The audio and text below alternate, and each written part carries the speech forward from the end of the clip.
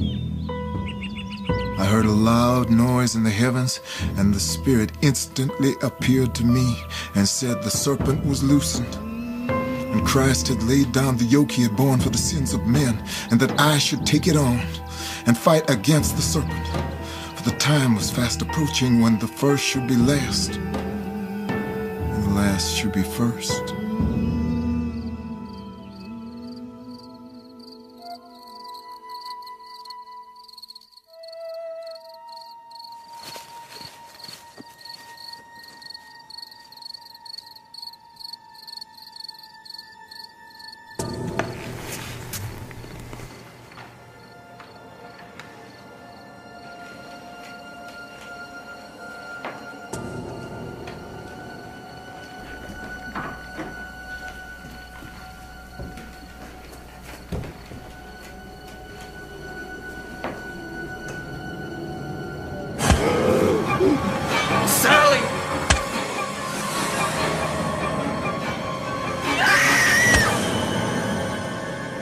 The murder of this family, 5 in number, was the work of a moment.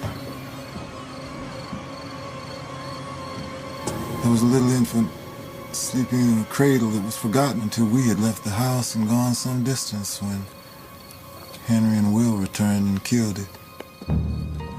Over the next 24 hours, Nat Turner led a small group of slaves from farm to farm, killing every white man, woman, and child they encountered. They gathered guns and more recruits during a brief but bloody revolt that spread terror throughout the slave-holding South. Nat Turner was captured and hanged. In the days before his execution, he agreed to tell his story. But after his death, his words became the property of others, as his body was during his life. His story has been continually retold since 1831. He has been depicted as a great and inspiring hero and vilified as an insane fanatic. Each author possesses Nat Turner, transforming his identity and the meaning of his revolt. Although today we cannot clearly make out the face of the man, he continues to provoke a bitter debate over the violence that he inspired. For a nation unable to come to terms with the legacy of slavery, Nat Turner remains a troublesome property.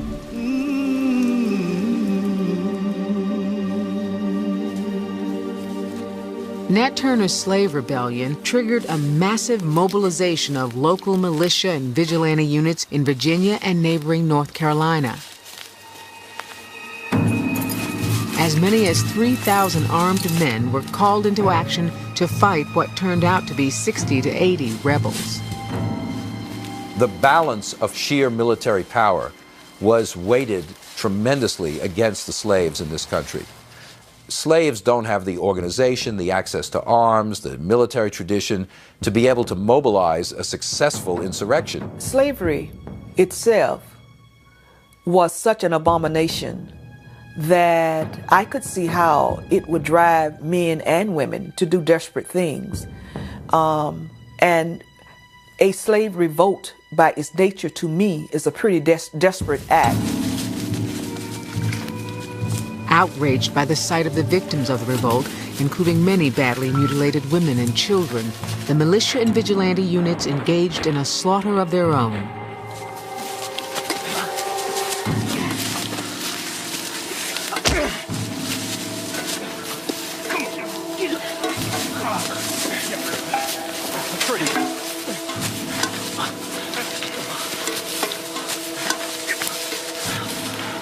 The violent, brutal reaction is meant as a warning.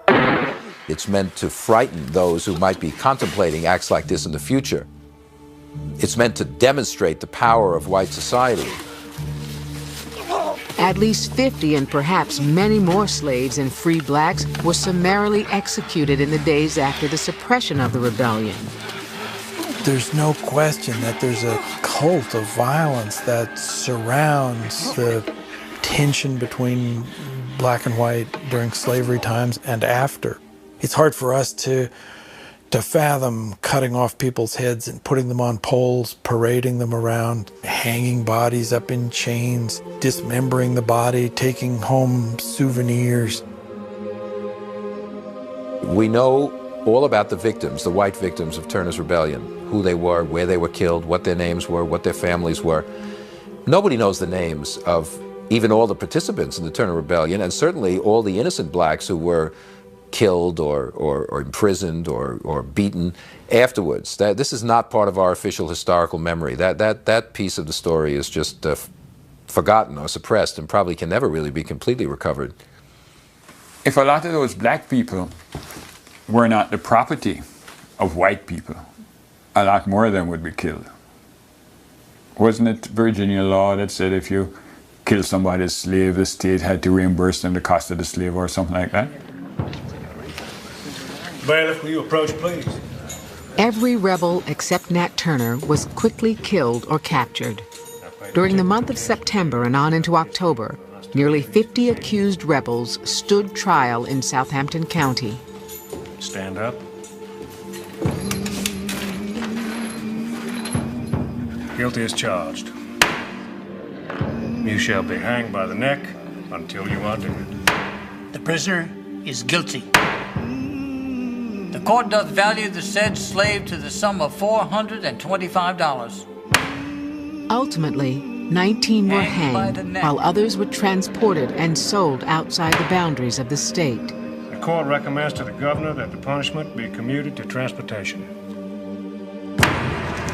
And still, Nat Turner remained at large. On September 17, 1831, Virginia Governor John Floyd issued a proclamation offering a $500 reward for the capture of Nat Turner. Nat is between 30 and 35 years old, 5 feet 6 or 8 inches high, weighs between 150 and 160 pounds, rather bright complexion, but not a mulatto. Broad-shouldered, large flat nose, large eyes, broad flat feet, rather not. Governor Floyd's description of Nat Turner is the closest thing we have to a portrait of the man. But it is nothing more than a wanted poster, created to help white men capture a fugitive. We do not know exactly what happened at the capture of Nat Turner, but a 19th century engraving offers one possible image of the moment.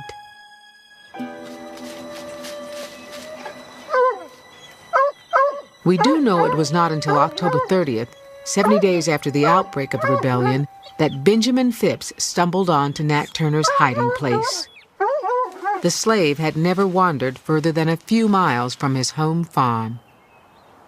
Come on out of there. You come on out of there now.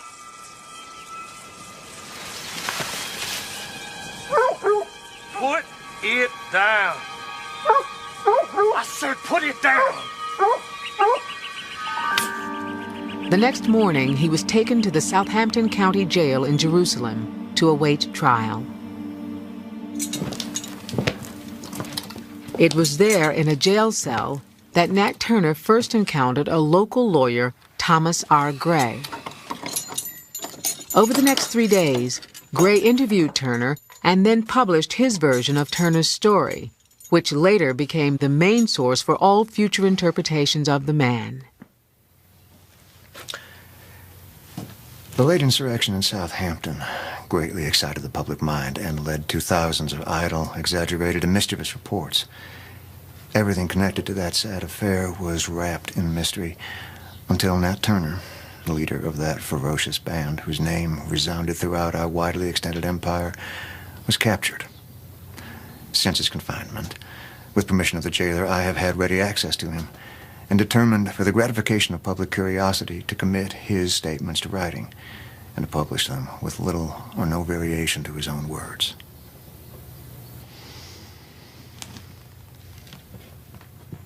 Nobody can, I think, say precisely why Thomas R. Gray went into the jail cell on November the 1st, 1831.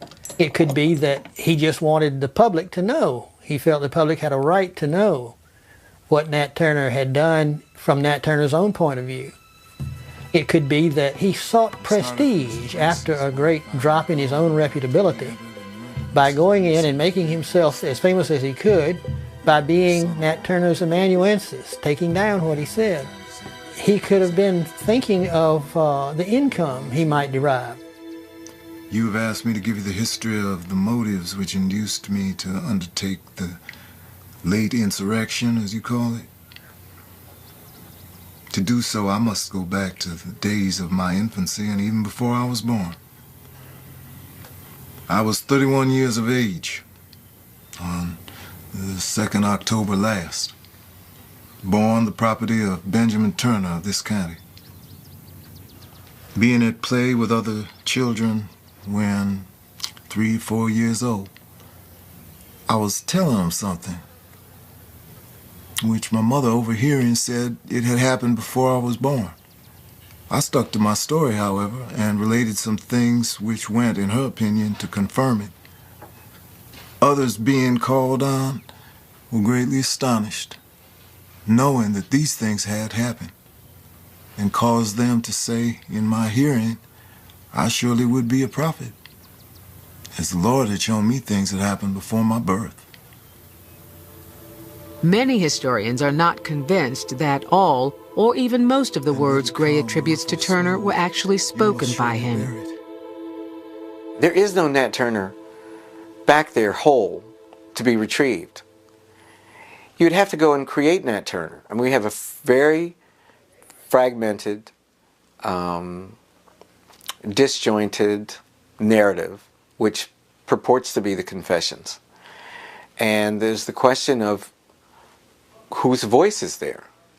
I do not believe for a moment that Nat Turner talked that way.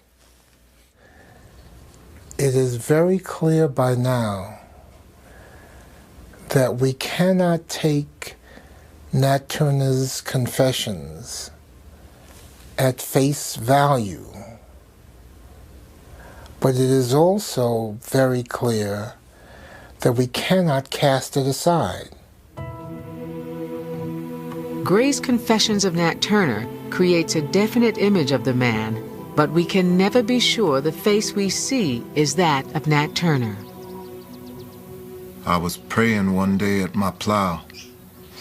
The Spirit spoke to me, saying, Seek ye the kingdom of heaven, and all things shall be added unto you. What do you mean by the Spirit? The Spirit that spoke to the prophets in former days. Nat Turner must have eaten up the Christian and Hebrew scriptures and must have begun to feel and see and sense himself as the embodiment of these. The thunder rolled in the heavens, and blood flowed in streams. And I heard a voice saying, Such is your luck. Such you are called. And let it come, rough or smooth, you must surely bear it. While laboring in the field, I discovered drops of blood on the corn, as though it were dew from heaven, and communicated it to many, both white and black in the neighborhood. And I then found on the leaves in the woods hieroglyphic characters and numbers, with the forms of men in different attitudes portrayed in blood and representing figures I had seen before in the heavens. And on the 12th of May, 1828, I heard a loud noise in the heavens, and the Spirit instantly appeared to me and said that the serpent was loosened, and that Christ had laid down the yoke he had borne for the sins of men, and that I should take it on and fight against the serpent. For the time was fast approaching when the first should be last and the last should be first. Do you not find yourself mistaken now? Was not Christ crucified? Was not Christ crucified? That's an astonishing statement by a man who's chained to the wall. You're going to be hanged the next day. And he's told that all your comrades are hanged, that your wife has been sold south, that you'll be hanged tomorrow. And he stands up from the cut. And he says, was not Christ crucified? Can you imagine that? It's one of the great moments in human history, isn't it? Any intelligent reader coming on the confessions, the original confessions from Nat Turner, and then reflects on those confessions for a while, would have to say to himself, this guy is a crazy lunatic. There's something really strange. The moment when he says to Mr. Gray, was not Christ crucified? The myths contradict each other, and they grow up. You know, he's a saint. He's a crazy man. You know, you get conflicting reports, and people repeat them. They get carried on, and the historian has to peel back through that onion and try to find the real historical person. And until the first sign appeared, I should conceal it from the knowledge of man, and on the appearance of the sign, the eclipse of the sun last February, I should arise and prepare myself and slay my enemies with their own weapons. And until we had armed and equipped ourselves and gathered sufficient force, neither age nor sex was to be spared. Which was invariably adhered to. When people bring that argument to me that war, you kill people in war and you're trained, but that's declared. You know, this is my position now. That's declared. You give people the chance to know that I'm going to fight you or that I might kill you. These people were not given that opportunity. Revolutions have to be thorough. You spare the kids, they run off and warn your enemies. If you're gonna take that road, you'd better make up your mind to take it to the end. That is the horror of the thing. I mean, it's all well and good to say that these killings came out of rage. I don't doubt that to a certain extent they did, but the real horror is that even if they hadn't, they would have. Matters would have probably taken the same course.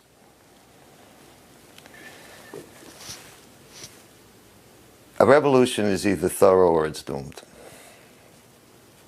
Real revolutionaries know that, which is why they have to proceed in cold blood. The murder of this family, 5 in number, was the work of a moment. There was a little infant sleeping in a cradle that was forgotten until we had left the house and gone some distance, when Henry and Will returned and killed it. The killing of the women and children stick in my craw more than anything else. He would certainly be remembered better by history if he had limited the killing to adult males or white adults. That evil that he saw was what was needed to be destroyed. And the only way to force the destruction of that evil was to make the price so high that those who was practicing slavery would eventually sue for peace and says, we cannot keep slavery because it will cost us too much. The only thing I will say is slavery was so wrong, but murder is wrong too. We started for Mrs. Reese's, where, finding the door unlocked, we entered and murdered Mrs. Reese in her bed while sleeping. Her son awoke, but had only time to say, "Who's that?" And he was no more. I think that for many people, many white people, they identify with the innocents. They identify with innocent children. It's a position that's much more comfortable than identifying with slaveholders. And because that's a feature of the story, it makes it seem safe for people who know that they have to stand morally against slavery to say nonetheless that there was something morally wrong in the uprising. I don't think his goal was to kill white children. His goal was to give freedom for his people. And if, way before Malcolm even said it, by any means necessary, and if that meant the killing of white children, so be it. And it was an uncompromising position, and I think it was based on something that he had seen around him, the killing of black children, the selling of black children. And it was reprehensible, but he, I understand why he did it.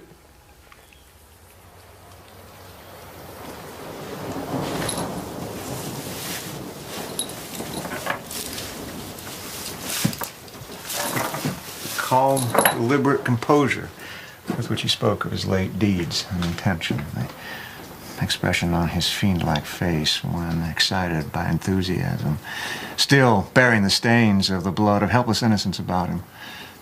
Clothed in rags, wrapped in chains, yet daring to raise his manacled hands to heaven with a spirit soaring above the attributes of man. I looked on him and my blood curdled in my veins. He's a complete fanatic. And he plays his part most admirably.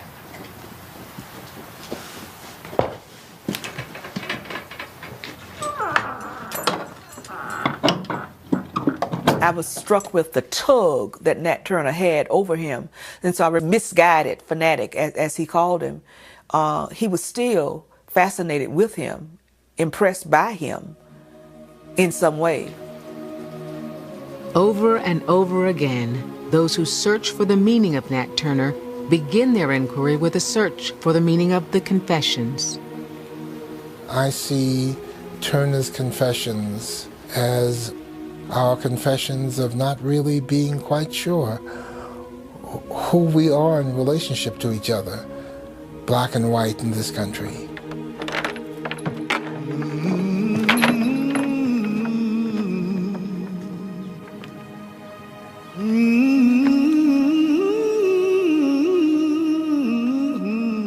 We know very little about the hanging of Nat Turner. The only contemporary account appeared in a local newspaper. And as with all Nat Turner stories, we are left with more questions than facts.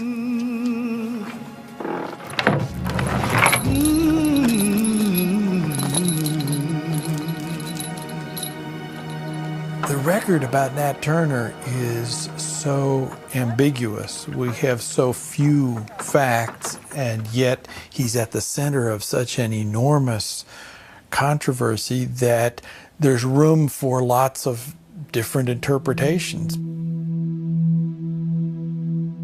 In 1852, Harriet Beecher Stowe created a national debate on the morality of slavery with her novel Uncle Tom's Cabin. When she published Dread, A Tale of the Dismal Swamp in 1856, with the title character closely based on the historical Nat Turner, she confronted the question of ending slavery by violent means.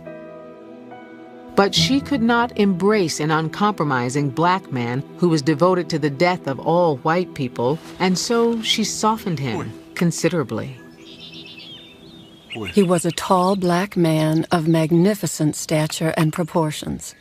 He wore a fantastic turban. There were elements in him which might, under other circumstances, have made him a poet. There was in him a vein of that gentleness which softens the heart towards children and the inferior animals. But there also burned in him, like tongues of flame in a black pool of naphtha, a subtle and restless fire. Everyone possesses Nat Turner because he fits into the role each creator wants to make him fit into. The amazing thing about Nat Turner is the fact that so little is known about him. We have those confessions and virtually nothing else. There are almost no accounts of what he was like seen through the eyes of anyone else, black or white. So this is, as I say, an astounding boon and a gift to anyone who wanted to use him as a metaphor or a symbol for anything having to do with slavery, with having to do with freedom, having to do with rebellion. He fits no mold and fits every mold all at once. And that's what has made him so intriguing to so many people over the years. In the years leading up to the Civil War, Frederick Douglass and other black abolitionists repeatedly voiced admiration for Nat Turner and other slave rebels. What Douglass said was that the Nat Turners were actually more legitimately the heirs of the American Revolution than the whites who celebrated July 4th every year in the 1840s and 50s, but owned slaves and deprived millions of Americans of their freedom. Continuing in the tradition of Frederick Douglass, William Wells Brown, an abolitionist leader who had escaped from slavery, invoked an heroic image of Nat Turner in an essay written during the Civil War. In the midst of this essay, he imaginatively constructed the speech Turner might have delivered to his fellow conspirators at Cabin Pond. Friends and brothers, we are to commence a great work tonight. Our race is to be delivered from slavery. And God has appointed us as the men to do his bidding. And let us be worthy of our calling. We gloried in these heroes, as children will. Sometimes we would create among ourselves, we boys in particular, you know, our own version of what Nat did and what we would have done if we'd have been old Nat, and how that would have satisfied us greatly. While some African Americans invoked Nat Turner's name as a great black hero and liberator, most Southern whites continued to portray him as a fanatic and villain who attacked an essentially benevolent institution. This became the dominant white view throughout the nation during the late 19th and 20th centuries.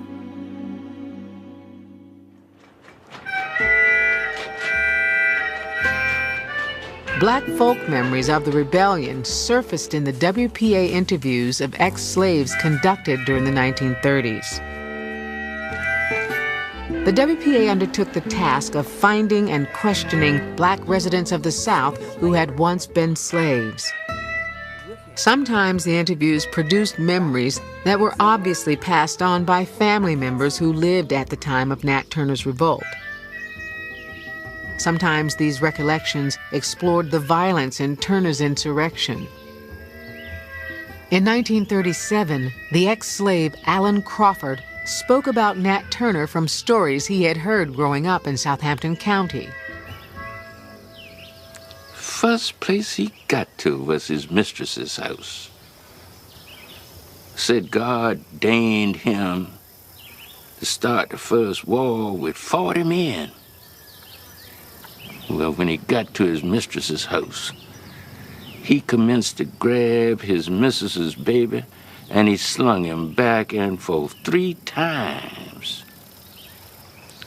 Said it was hard for him to kill this baby, 'cause he had been so playful when he was sitting on his lap. So, 3rd sling, he went quick about it, killing that baby.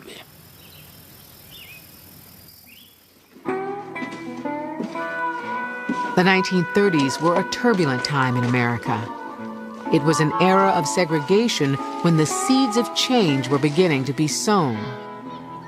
During this time of racial strife, artists, writers, and playwrights were inspired to tell the story of Nat Turner and his revolt, exploring the consequences of using violence to end oppression in his time and their own. Bring the alarm bell! In 1935, Black theater educator Randolph Edmonds presented the Nat Turner story as a play written to be performed at schools and colleges. You killed him! You did it! In the climactic scene, Edmonds turns his attention to the horrible consequences of the rebellion for the men and women of the slave community. I was gonna tell the white folks where you is. I was gonna tell them, I say, you ain't nothing but a beast.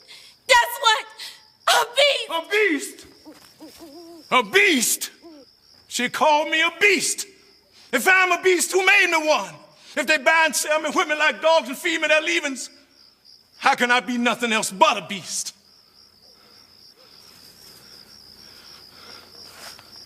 just as dead. Hawk is captured and ain't no army.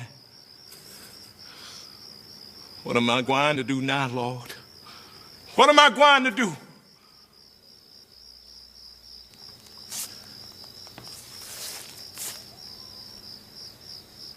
Look at that moon coming back to light up the world. It's big and round and yellow. It done dripped out all this blood. My hands is full of blood too. Will they ever be clean? Was I wrong, Lord, to fight that black men must be free? Show me vision, Lord, like you did when the spirits were fighting in there. Talk to me, Holy Ghost. It must be the army looking about in the woods for me. I can't let them catch me. I've got to get me an army and fight some more for freedom. I want to be free. I must have freedom for all the black slaves. Show me how to get it, Lord. Spirit of God, show me the way. Guide me, lead me, lead me.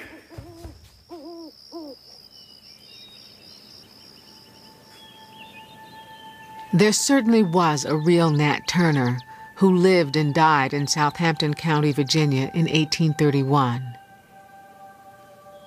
But the man who lived and died in numerous artistic portrayals since 1831 was recreated over and over again to fit the needs of each of his creators.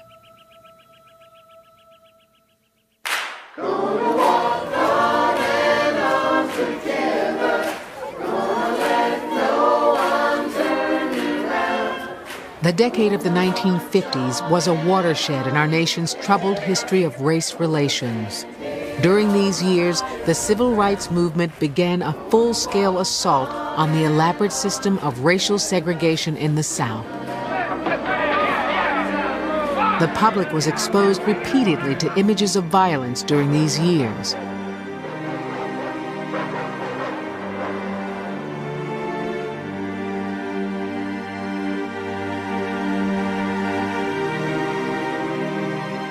It was in this atmosphere that a growing number of frustrated African Americans sought inspiration from Nat Turner and the 1831 Southampton Slave Revolt. I never heard of Nat and wanted to know more about him and started just reading about him and what happened in Southampton County. There was a debate going on among the young people in different civil rights organizations, the young people, about black consciousness and versus integration and what direction they should move in order to keep the movement going and to keep liberating black folks. If you don't want any trouble, keep your filthy white hands off our beautiful black folks. Nat symbolized revolt, symbolized resistance. He was a black man who refused to accept his condition. So we identified with that brother, and we saw him as a brother, and we saw a direct link. We knew exactly what he felt like because we felt the same way, and we saw ourselves as continuing that struggle. Usually the police wouldn't brutalize anyone if we were on hand because we were armed. The revolution has come. Nat Turner returned to the center of the national stage with the publication in 1967 of William Styron's The Confessions of Nat Turner. The novel was an instant bestseller and won the Pulitzer Prize. It's hard to reconstruct the bland, ill-informed atmosphere of suburban white America in the 50s and 60s. And it came as a revelation to really almost a whole generation that they should even be thinking about these things. It was through the Book of the Month Club that I got this novel called The Confessions of Nat Turner. I remember when it arrived and I started reading it that evening after I got home from school, and I stayed up all night and I read it in one sitting. My intention had been from the very beginning to try to present a multifaceted, complex overview of slavery as an institution which totally degraded a race of people, and that included such torment upon one of its more gifted sons, namely Nat Turner, that it indeed turned him into a half-crazed avenger. My book turned him into a far more heroic figure than the actual Nat Turner was, because I gave him human dimensions. He didn't humanize Nat Turner for me, because I came to the novel with my own version of Nat Turner firmly established in my head. So, to whom did he humanize? To the white community? That might be possible, since the white community has always tended to look upon our rebels, as demons and as subhumans, as people who are attacking the bastions of white civilization. When I was growing up, I was taught in American history books that Africa had no history, and neither did I. That I was a savage, about whom the less said the better, who had been saved by Europe and brought to America. And of course, I believed it. I didn't have much choice. Those are the only books there were. I am one of the people who built the country. Jimmy Baldwin moved into my house here in Connecticut in the winter of 1960. By this time, I was boiling to write the book. And I think it was he who encouraged me more than anyone else to seize the idea of the first person and to plunge into that kind of narrative mode. Because he himself had already begun to deal with the idea of writing about white people from an intimate point of view. And he said that what you should do as a white writer is to be bold and take on the persona of a black man, Nat Turner. William Styron gave his 20th century novel the same title as Thomas R. Gray's 1831 Confessions. Examining this document for clues about Nat Turner, Styron was fascinated by a particular passage. Miss Margaret, when I discovered her, had concealed herself in the corner formed by the projection of the cellar cap from the house. On my approach, she fled, but was quickly overtaken, and after repeated blows with a sword, I killed her by a blow on the head with a fence rail. Margaret was the only person killed by Nat Turner in the course of the rebellion. She was a young white woman. Styron takes this and makes a love affair out of it between Nat and Margaret. I think African Americans generally, and whites to some extent, resented the relationship that Styron created. This was, for a novelist, the perfect question to ask. Why? Why did he do this? Wasn't there some relationship between the two of them? Now, we don't know anything about their relationship, but I was writing a novel. I wasn't writing a work of historiography, and I had a right to make a relationship between Nat and Margaret Whitehead a kind of centerpiece of the book. Did I ever tell you about the mass that Charlotte Tyler and I wrote together? The closeness, the stillness, Wonderful. the seclusion had created once more of a voluptuous stirring in my blood.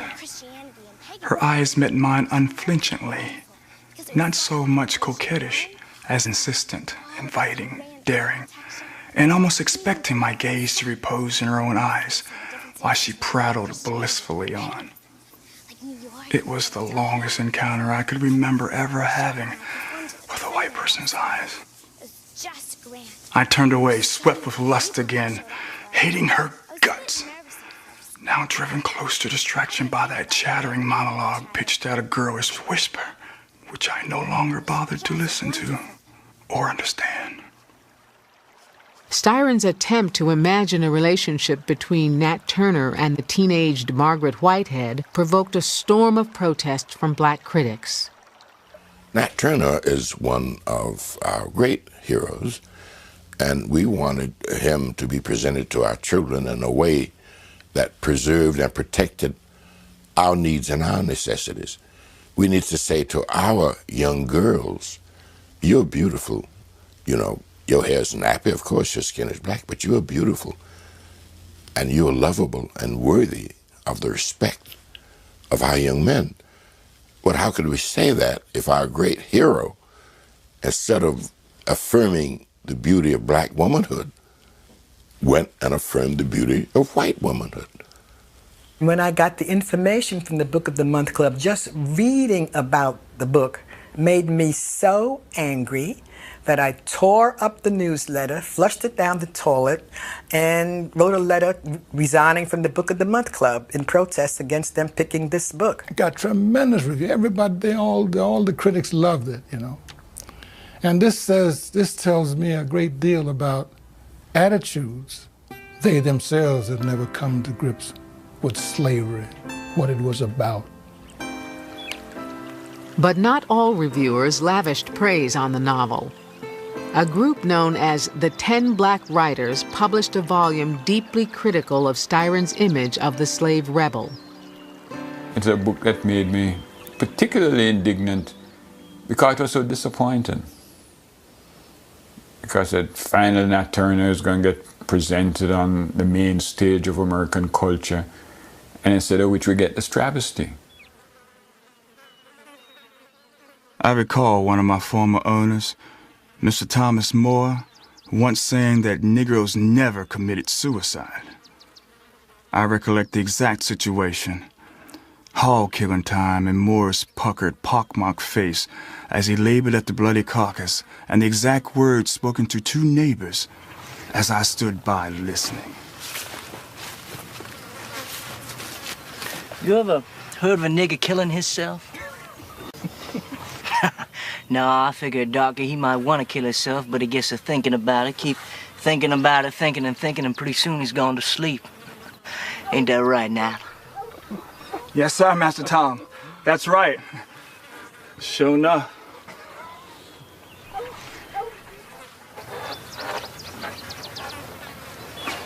I had to admit to myself that I'd never known of a Negro who had killed himself, and in trying to explain this fact, I tended to believe that in the face of such adversity, it must be a Negro's Christian faith which swerved him away from the idea of self-destruction.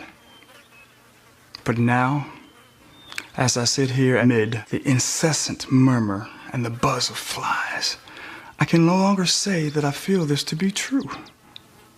It seemed that rather my black, shit-eating people were surely like flies, God's mindless outcast, lacking even that will to destroy by their own hand their unending anguish.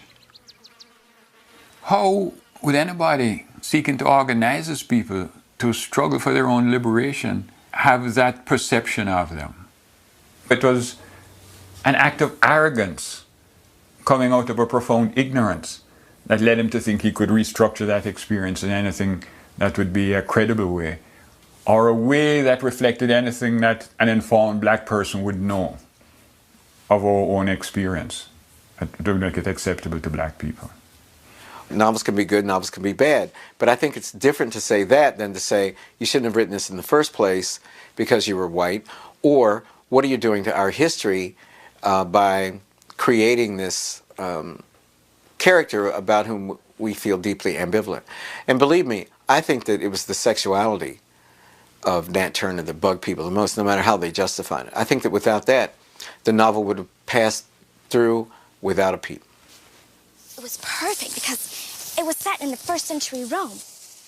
The place where her breast had met my arm was like an incandescence, tingling. Again, I was smothered by remorseless desire. Insanely, I found myself measuring the risk.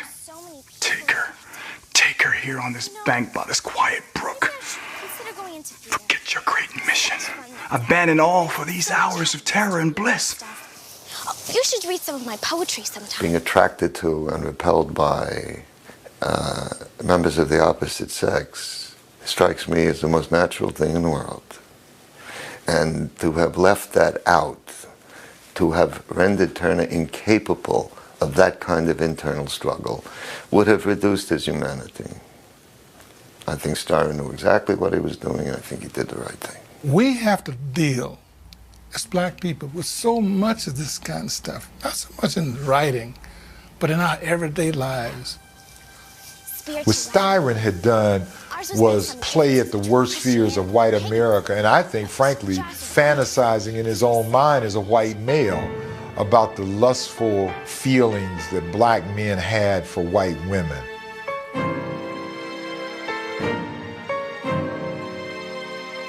I didn't want a white woman, you know, and I didn't know any of my brothers who did. And he did, you know, he said that Nat wanted one. And not only did he want one, that he was willing to kill for it. And not only that, that was his primary motivation. Liberation was irrelevant. It was sexual, unbridled sexual lust or something like that. What really would have caused rage on the part of the black critics would have been, I think, if they had had a consummated sexual relationship, which would really have proved my own racism. But actually, the relationship between Nat Turner and Margaret Whitehead is infinitely more complicated. It's as much filled with rage and hatred on Nat's part than any kind of unrequited love.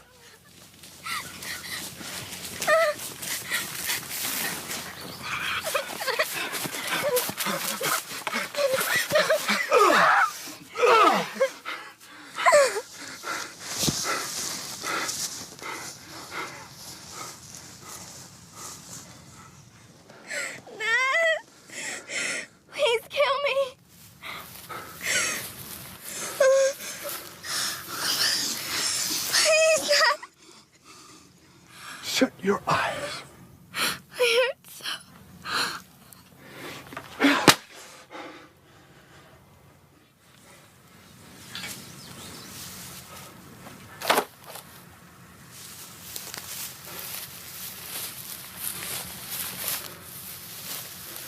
He does at the end realize the horror of having killed this woman out of his rage.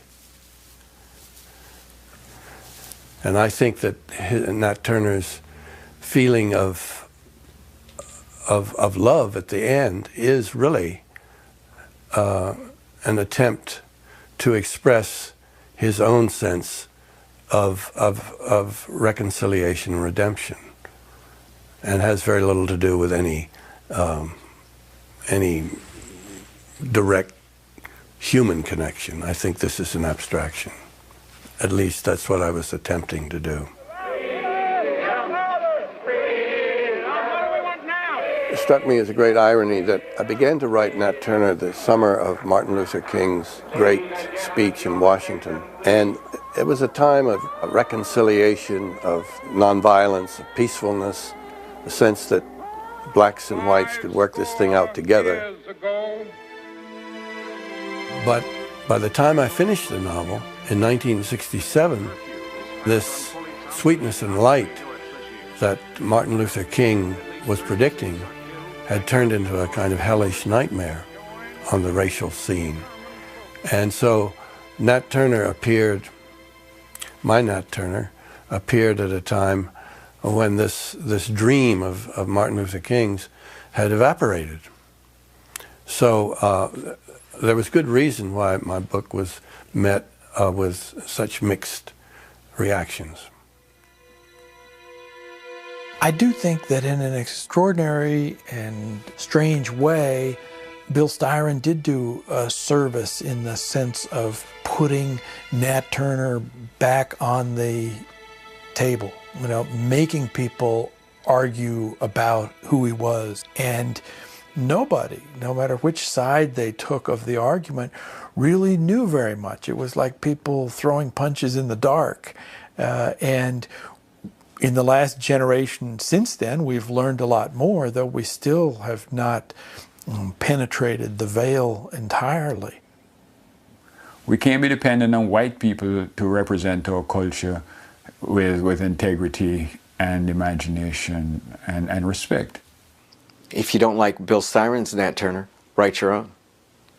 I think the only way that you can fight a representation in art that you don't like is to create new art, to create more art, surround it.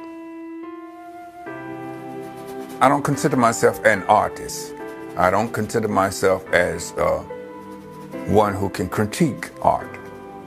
I only paint for one reason and one reason only, and that is to illustrate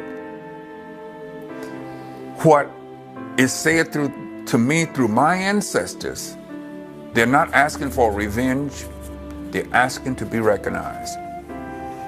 And I believe they will not rest in peace unless their story is heard, unless their voices are heard.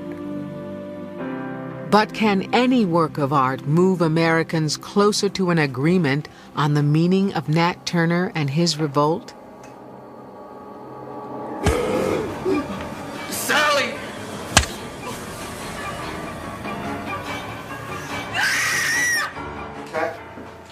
Cut it. Swinged and went to other times. One more time, right away. Here we go. Ready, ready, ready. I think there is a need for closure. There is a need to resolve this thing. Sometimes it takes a mediator.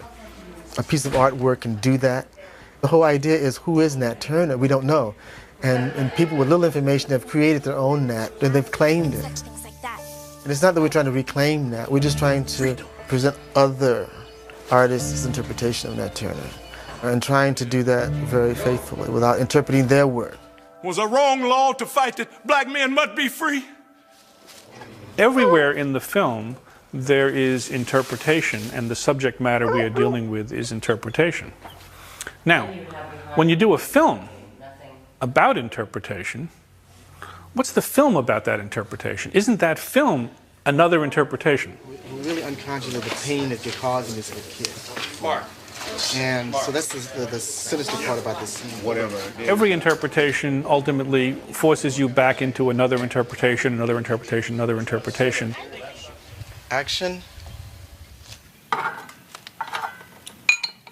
Reverend Ballard, more wine. That's the tension here, is to say that, no, you're not doing your movie about Nat Turner. You're doing William Styron's interpretation of Nat Turner as faithful as possible to William Styron's scenes in his novel. Right, but I can't cut it.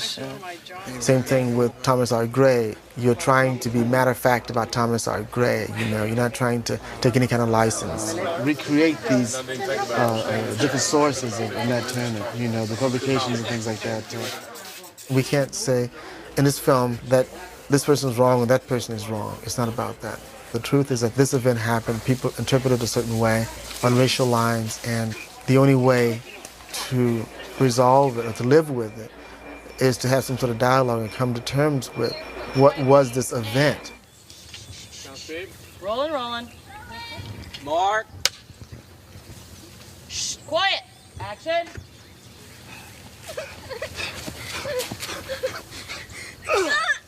Cut. Cutting. I think there's a great danger of sliding into a kind of relativism, and there are multiple different versions of history, and let's just line them all up.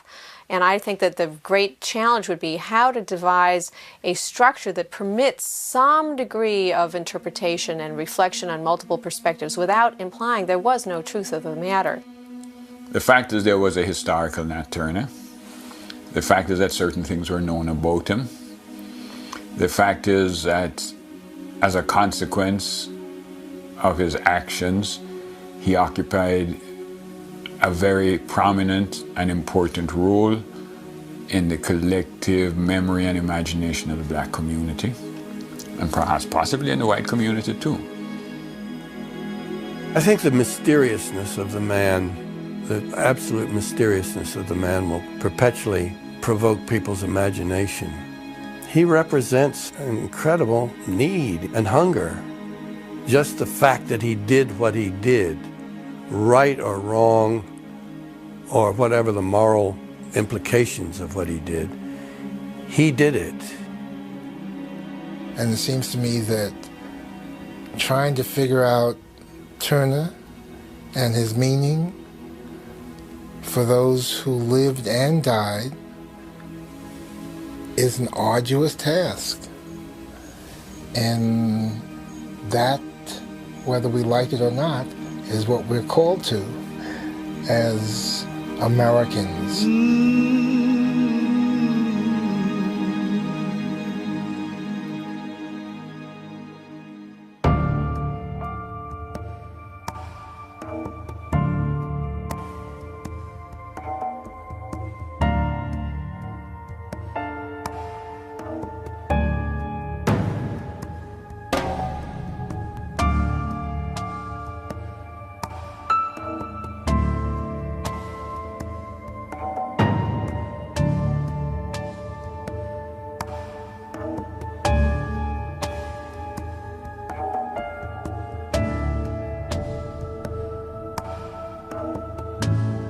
Bye.